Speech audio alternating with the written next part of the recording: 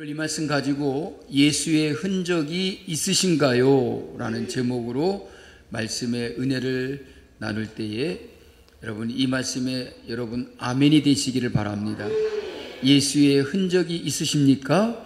네. 우리 모두 다 예수의 흔적을 가지고 살아가는 그런 귀한 주의 종이 되었으면 좋겠습니다. 할렐루야. 오늘도 이제 2024년도 마지막 주일 예배입니다.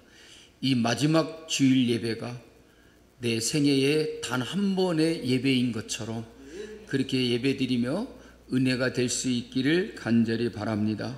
복된 주일에 여러분의 마음에 기쁨이 있고 평강이 넘치시기를 간절히 축복합니다. 옆 사람과 인사하겠습니다. 성도님을 보면 언제나 기쁘네요 하고 인사하겠습니다.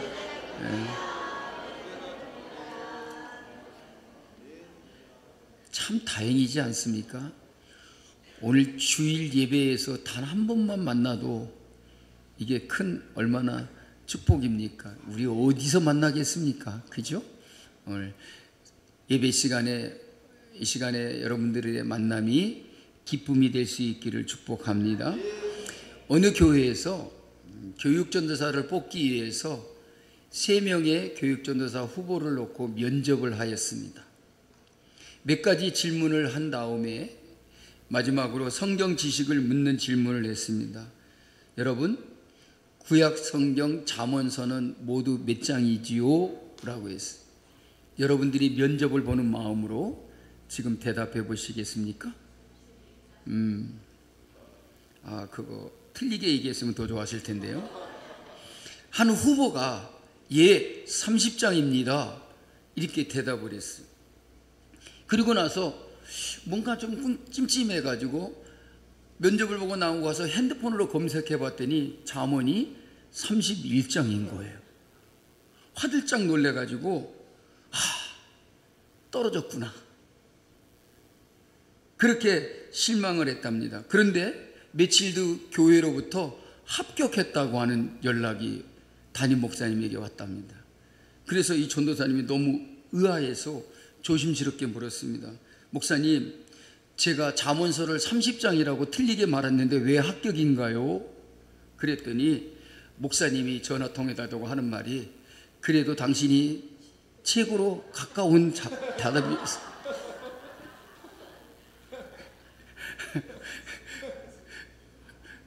다들 틀리게 말한 거예요.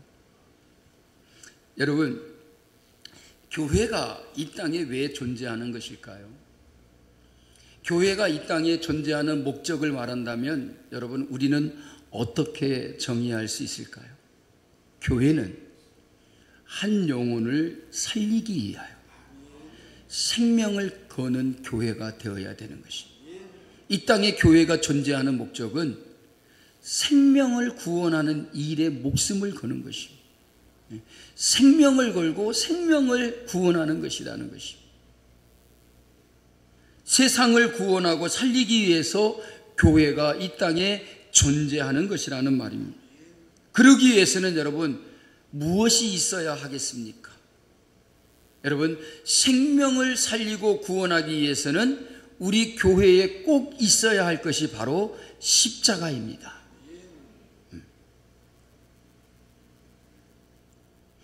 우리 교회에 십자가 달린 거 보셨나요? 지금까지 우리 교회 다니면서 십자가 달린 거 한 번도 안 보신 분 계신가요? 교회는 반드시 십자가를 세우더라고요. 왜 그랬습니까? 교회가 존재하는 것이 바로 이 십자가 때문이라는 것입니다. 십자가가 무엇입니까?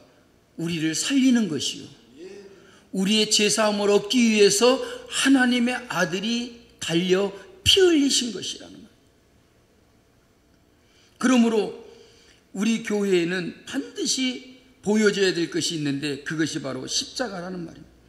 그러므로 교회는 십자가 외에 다른 것을 자랑하려고 하지 말아야 됩니다. 큰 예배당이나 많은 교인 숫자나 유능하고 똑똑하다라고 자부하는 목사님이 자기 교회의 자랑이라고들 합니다. 물론 일부 타당성이 있는 말이기도 하겠지요. 그런 것들이 교회의 자랑이라고 말할 수도 있겠죠. 그러나 교회는 크나 적으나 교인 수가 많으나 적으나 훌륭한 목사님이 있거나 변변치 못한 목사가 있거나 할 것 없이 교회의 상징은 십자가요. 교회의 자랑은 십자가요. 교회의 생명은 바로 십자가임을 우리는 잊지 말아야 할 것입니다. 여러분, 백화점이나 상가를 지나다가 쇼윈도에 마네킹이 서 있는 것을 보셨는지요? 코도 있고 입도 있고 손발도 멀쩡히 있습니다. 저와 여러분보다 훨씬 더 잘생겼습니다. 여러분, 그러나 그들은 그것은 말도 못하고 생각도 못하고 움직이지도 못합니다. 왜요? 생명이 없기 때문인 것입니다. 여러분, 교회의 생명은 십자가입니다. 십자가를 잃어버린 교회는 생명이 없는 교회인 것입니다. 오늘날 교회가 예수 그리스도의 십자가라는 DNA가 없으면 껍데기만 남는 것입니다. 형식만 남습니다. 교회의 흉내만 내게 되는 것입니다. 여러분에게 묻습니다. 여러분의 가슴에 예수님을 생각하고 십자가를 생각할 때 설렘이 있으십니까? 십자가를 생각하면 내 마음에 감격이 끓어오르십니까? 십자가를 생각할 때 괜히 내 눈시울이 뜨거워지고 눈물이 핑 도십니까? 십자가를 생각하면 가슴이 벅차오르고 내가 이 십자가를 전하고 싶은 마음이 여러분의 마음에서 끓어오르십니까? 감격이 있느냐는 말입니다. 여러분, 우리는 십자가를 생각할 때 우리의 마음에 감격이 있기를 바랍니다. 여러분, 이것이 없으면 신앙의 생명을 상실한 것이라는 말입니다. 스펄전 목사님이 이런 간증을 했습니다.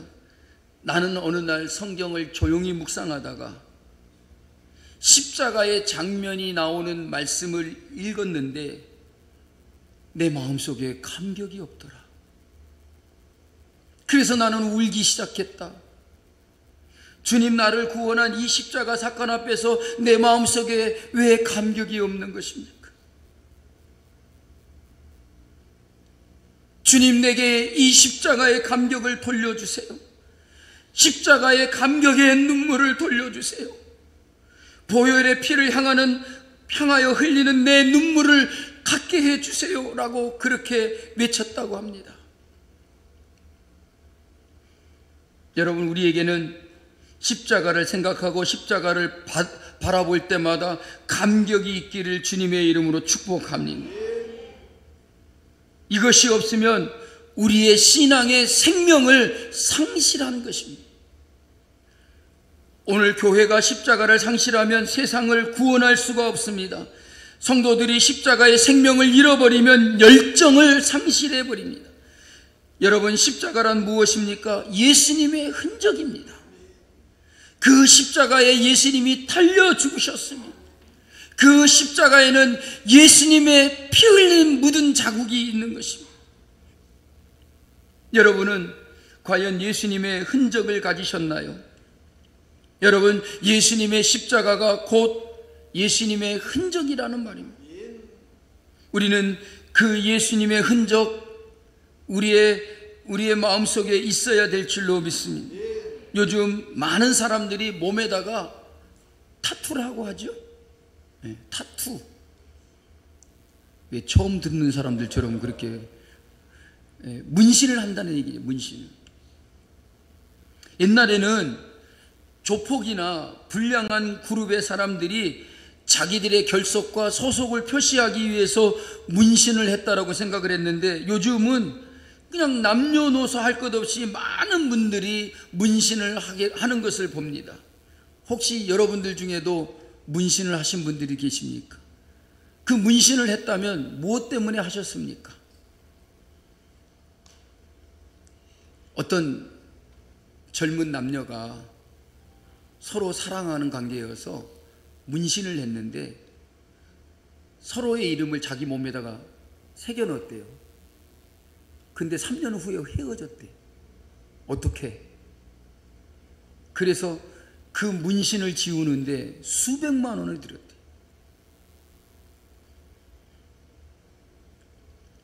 뭔가 문신을 해가지고 서로의 결속을 표하고 자기들이 뭔가 하나인 것처럼 그렇게 생각을 하잖아요.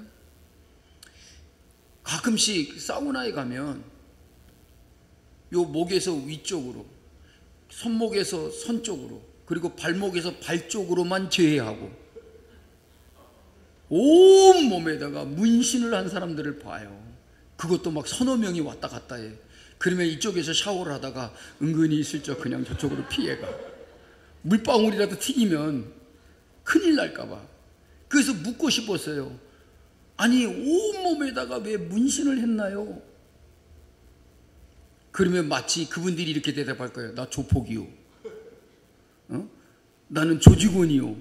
이렇게 대답을 할 것 같더라고요. 자기가 조폭이고 어떤 조직에 속해 있다라고 하는 것을 상징적으로 보여주려고 그렇게 몸에다가 문신을 하는 것 같이 보입니다. 근데 어떤 사람들은 자기 몸에다가 십자가를 문신하는 사람도 있더라고요. 십자가를 왜 자기 몸에다 문신할까요? 자기는 예수 믿는다는 거죠. 자기는 그리스도인이라고 하는 상징을 갖고 싶어서 그냥 목에다가 십자가를 거는 것도 모자라가지고 그냥 등에다가 십자가를 문신하거나 배에다가 십자가를 그리고 다니는 사람도 있더라고요. 뭐 손목에다가 십자가를 그리고 다니. 십자가를 그렇게 새겨가지고 자기가 그리스도인인 것을 아마 나타내고 싶은 그런 마음도 있지 않는가, 그런 생각이 됩니다. 그런데 여러분, 오늘 말씀을 보면 우리가 예수 그리스도를 믿는 신앙인으로 살아가면서 십자가에 문신을 새기는 것보다 더 필요한 예수의 흔적이 우리에게 있어야 함을 생각하게 만듭니다. 사도 바울은 갈라디아 교회 성도들에게 편지하면서 마지막 부분에 이후로는 누구든지 나를 괴롭게 말라. 내가 내 몸에 예수 그리스도의 흔적을 지니고 있노라. 나를 괴롭게 하지 말라는 말은 무슨 말이겠습니까? 그가 그리스도의 사도로서 복음을 전하고 사도의 직분을 감당할 때 여러 사람들이 바울을 심히 괴롭혔다는 말 아닙니까? 저는 가짜 사도다. 진짜 사도가 아니냐? 사도가 아니다. 누가 지를 사도로 세웠느냐? 예루살렘 교회에서도 그를 사도로 세워서 파송한 일이 없다. 그러면서 가짜라고, 진짜 사도가 아니라고 사도 바울에 대해서 막 비난을 하고 사도 바울을 욕하는 사람들이 있었더라는 얘기죠. 복음을 전해도 그 복음을 받아들이지 아니하고 저는 자기 밥벌이를 위해서, 돈을 벌기 위해서 저렇게 가짜 사도 노릇을 하고 있다. 가짜 사도로서 복음을 전하고 다닌다고 저러고 있다라고 그렇게 비난을 했다는 말입니다. 그러니 여러분, 이 사도로서 그 사명을 감당하는 바울이 얼마나 괴로웠겠습니까? 그래서 더 이상 나를 괴롭게 하지 말라. 이후로는 말은 무슨 말입니까? 내 몸에 예수의 흔적을 가졌으니 더 이상 진짜네 가짜네 그런 말 하지 마라. 너희들이 진짜네 가짜네라고 하는 것보다 더 중요한 것은 나의 몸에 그리스도의 흔적을 가졌다. 내 몸에는 예수의 흔적을 지니고 있다. 이렇게 말할 수 있었다는 것입니다. 그래서 자기 몸에 예수의 흔적을 가진 것이 예수 그리스도의 사도라고 하는 결정적인 그런 증거가 된다는 것입니다. 언젠가 잊어버린 가족들을 찾아주는 모 방송사에서 그 방송 프로그램에서 어떤 분이 어릴 때 헤어진 동생을 찾게 되었습니다. 서로의 신상이라든지 서로에 대한 정보를 가지고 딱 들어보니까 내 형이 맞는 것 같아. 내 동생이 맞는 것 같아. 사는 곳이 어떻고 어떻게 살았고 이런 얘기들을 들어보니까 딱 형제가 틀림이 없다는 거예요. 그래서 방송국에서 데려다가 두 사람을 만나게 했습니다. 만났는데 40년의 세월이 흘러버렸어요. 그래서 40년 전에 보았던 형의 얼굴과 아우의 얼굴이 떠오르지가 않는 거야. 진짜 형일까? 뭔가 얘기를 들어보면 딱 내 동생이 맞고 내 형이 맞는데 만나보니까 어떻게 형이라고 이거 참 고개가 갸우뚱해지는 거예요. 그러면서 서로가 정말 형인 것 같고 동생인 것 같은데 확인할 길이 없어서 이렇게 주저하고 있을 때 형이 갑자기 머리에 스쳐가는 생각이 있었어요. 뭐였냐면 동생이 어릴 때에 시골에서 낫을 가지고 놀다가 왼발등을 찍은 기억이 났어요. 그래서 동생의 왼발등에는 낫에 찔린 큰 흉터가 있다. 찍힌 흉터가 있다. 그래서 그 자리에서 신발을 벗기고 양발을 벗기고 보니까 뭐가 있었을까요? 누가 돈이 있었다 그래요? 돈밖에 몰라요? 그 발등에 보니까 흉터가 크게 남아있더라. 두말할 필요도 없이 서로 얼싸안고 끌어안고 엉엉 울면서 형, 동생아 막 이렇게 울었어요.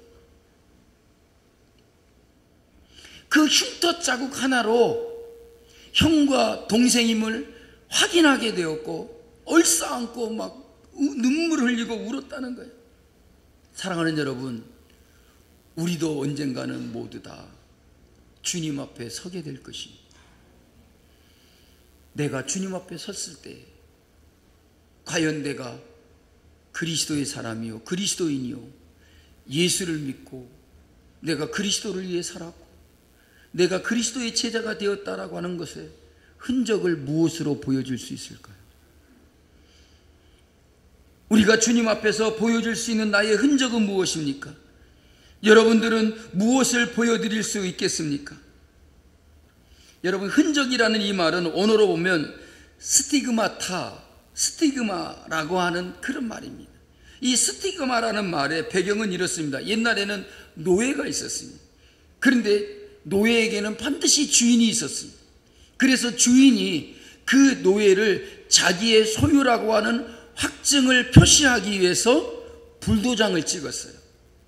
뭐 자기 이름을 새기든지 어쨌든 자기가 아는 그런 표시를 쇠로 만들어 가지고 불에다 달궈 가지고 뭐 등에다가 하든지 뭐 팔에다가 하든지 불도장을 찍었어요. 그 불도장을 찍는 순간 그는 영원히 그 주인의 노예가 되는 것입니다.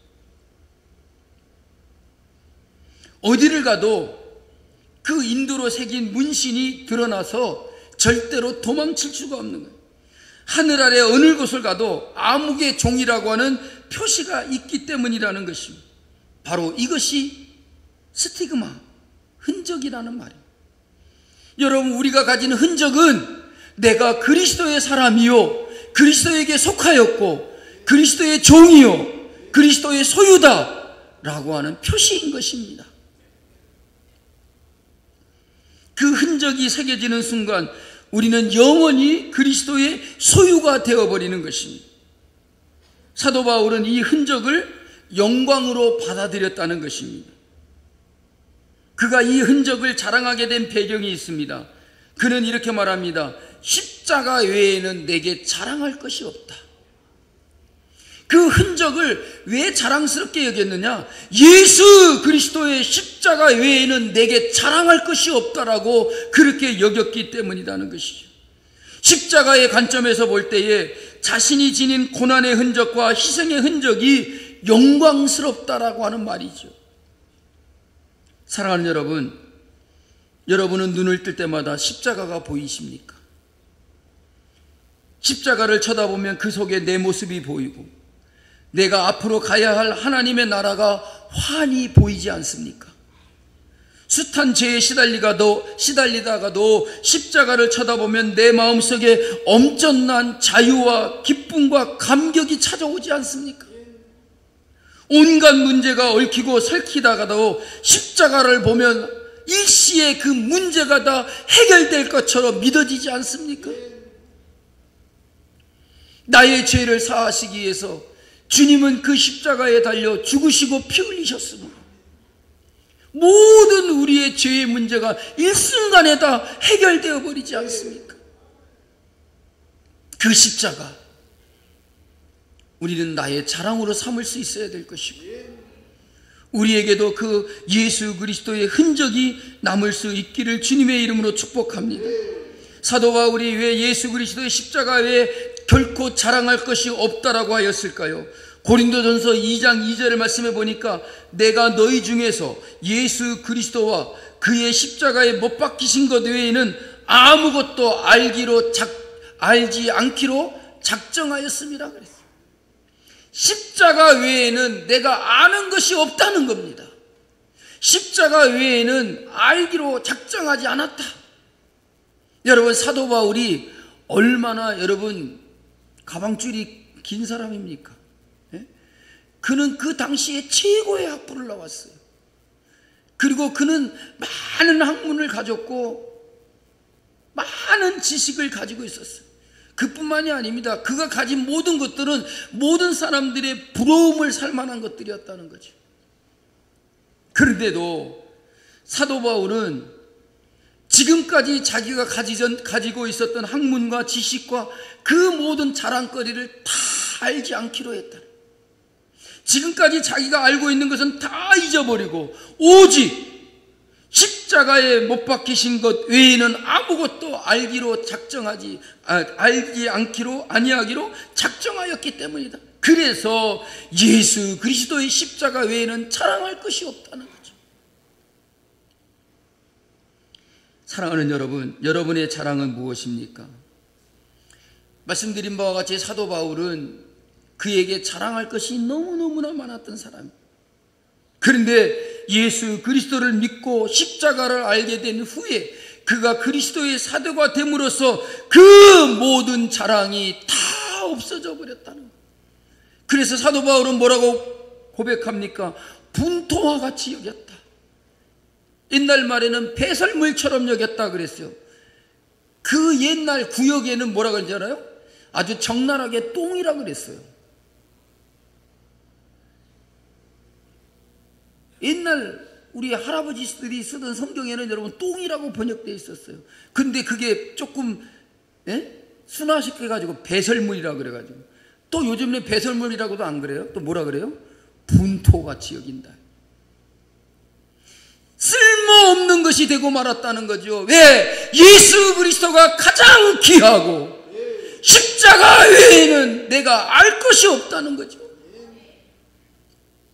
예수 그리스도의 십자가만이 내게 자랑이기 때문이라는 것이죠. 세상의 모든 것이 다 덧없는 것이요 헛된 것이요 해로울 뿐이다라고 말하고 여겼다는, 분토같이 여겼다는 말은 쓸모없는 것이다 라는 그런 뜻입니다.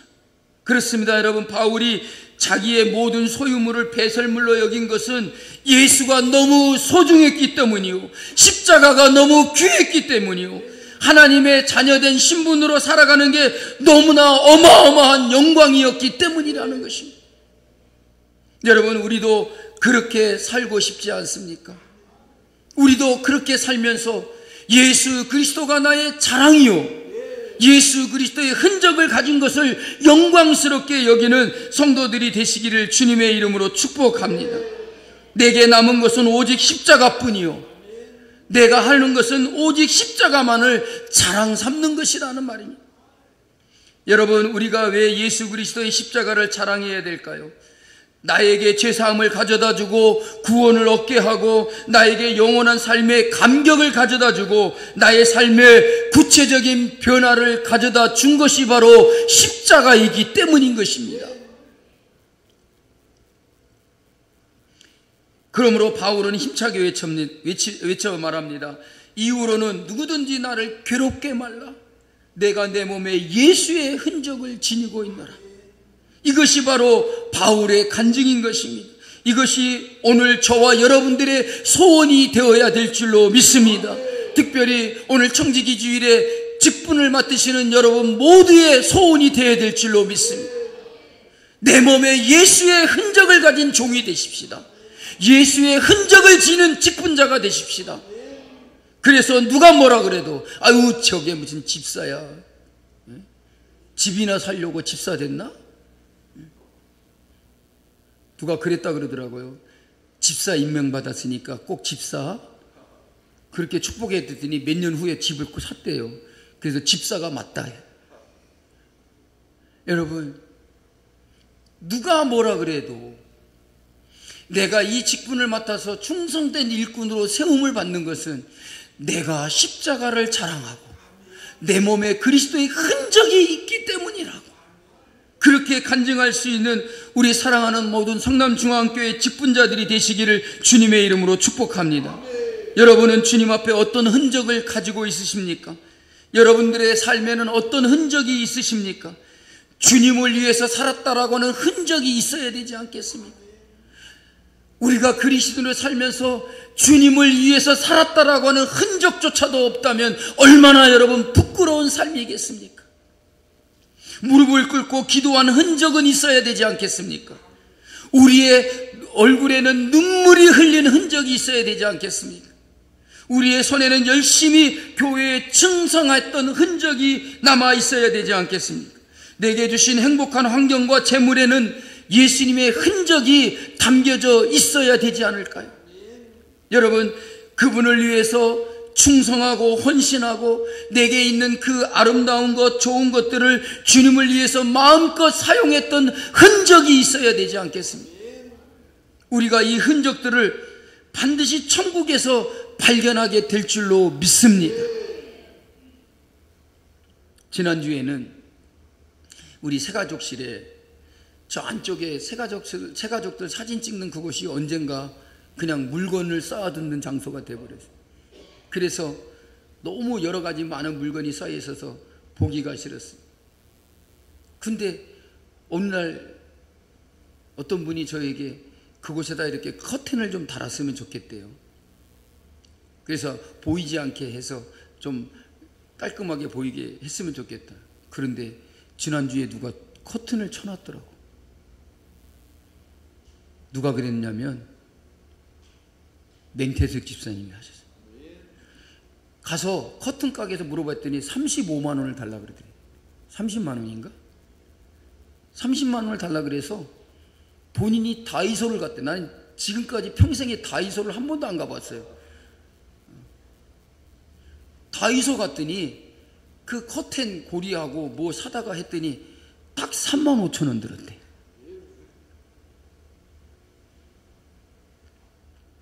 뭔가 마음이 찔려서 아멘이 안 되시는 거죠?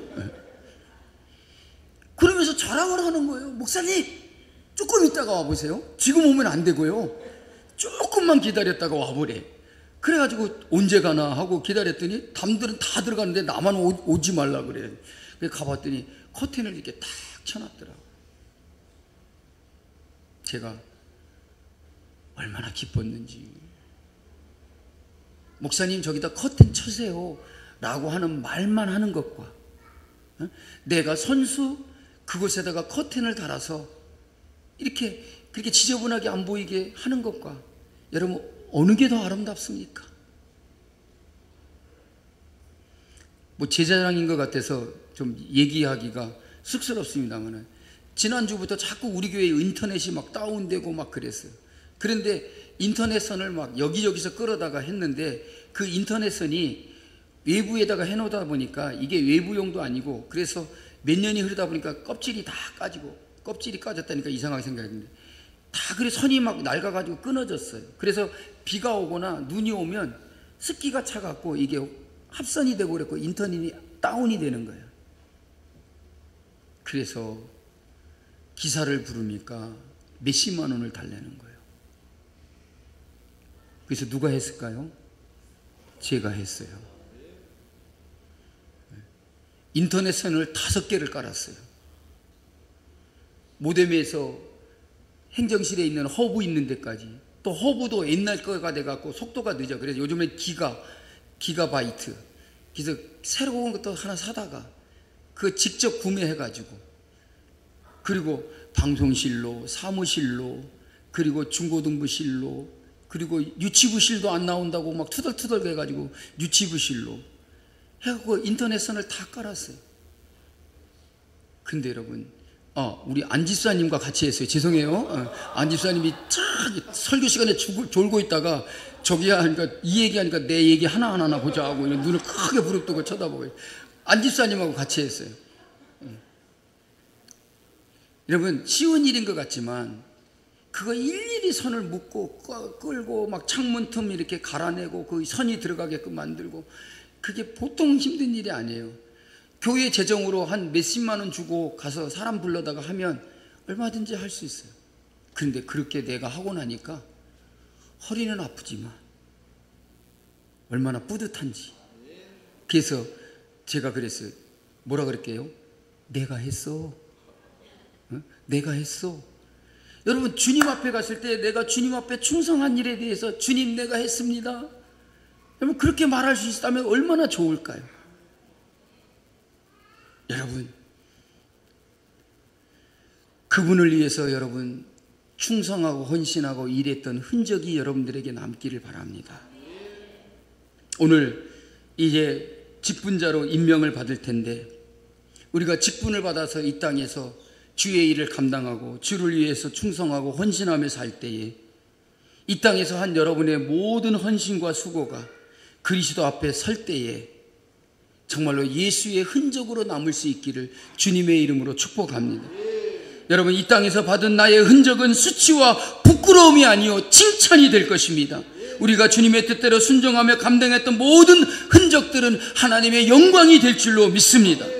날마다 나의 삶을 통해서 예수의 흔적이 더욱더 명확하게 드러나는 삶을 살아가는 모든 직분자들이 될 수 있기를 주님의 이름으로 축복합니다. 그리하여 우리도 사도 바울과 같이 내가 내 몸에 예수의 흔적을 가졌노라, 내게는 예수 그리스도의 십자가 외에 결코 자랑할 것이 없노라 라고 이렇게 고백할 수 있는 모든 성도 여러분들이 되시기를 주님의 이름으로 축복합니다.